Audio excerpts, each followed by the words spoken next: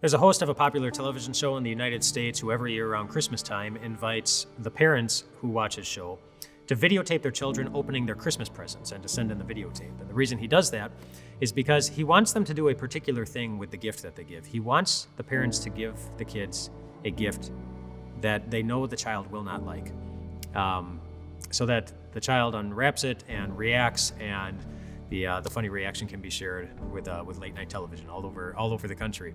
And so one parent who sent a video, wrapped up a rotten banana for their child. Another parent wrapped up a sponge. Another parent wrapped up some broccoli, and another one some carrots. And I bet you know how the kids reacted when they opened up those things.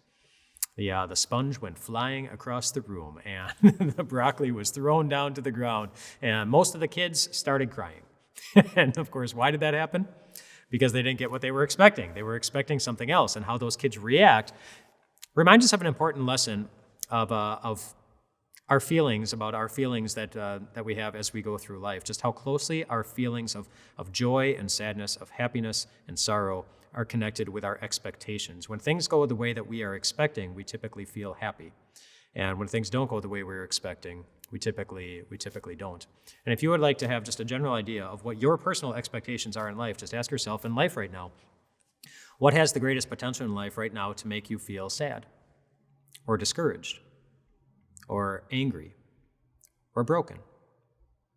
Whatever it is, you probably have an expectation.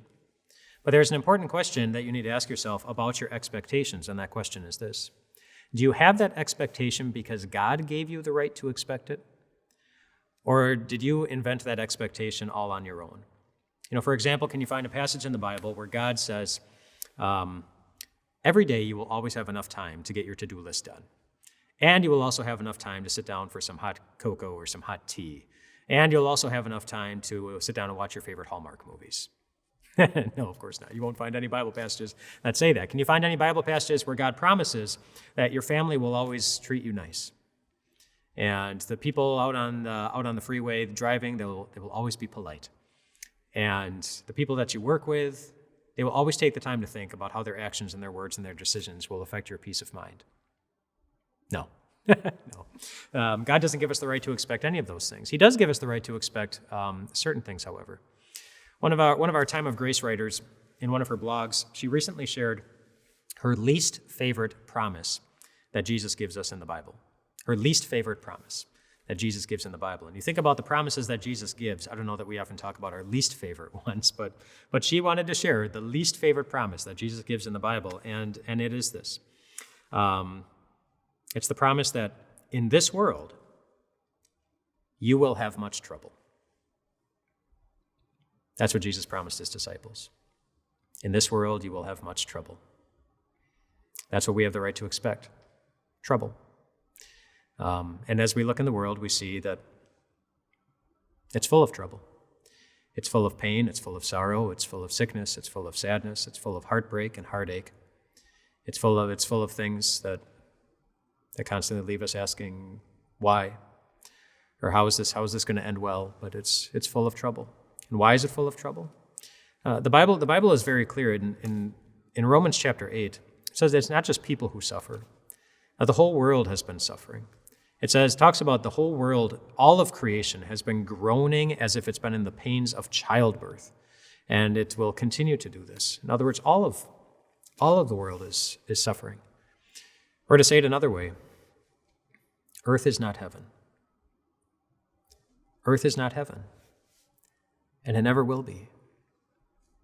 So we should not expect it to be. This world will be full of trouble for the simple fact that earth is not heaven. You know that. I know that. And Jesus knows that.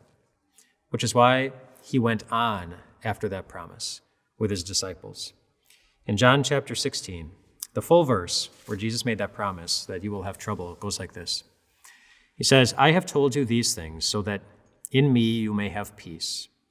In this world, you will have trouble, but take heart. I have overcome the world. In other words, what you see with your eyes on earth is not the end of the story. Earth is not heaven. Earth is earth. It's full of trouble. But heaven is heaven. Heaven is heaven. And Jesus overcame everything in this dark world to give it to us for free. It's coming. But it means living by faith until we get there. Recognizing that sometimes our eyes are going to see some very painful things. Recognizing that sometimes our hearts are going to feel very, very broken. And our faith will always need to see the Jesus who was willing to die for us and who was powerful enough to overcome everything in this world that tried to bring him down, to prepare a place for us that truly is heaven. It's coming, and we live by faith until we get there. Did you enjoy this video? If so, we would love to share even more Jesus with you, even if you have a busy, on-the-go kind of life. Just click here, and you can find the audio version for this podcast, along with all the other podcasts that Time of Grace offers.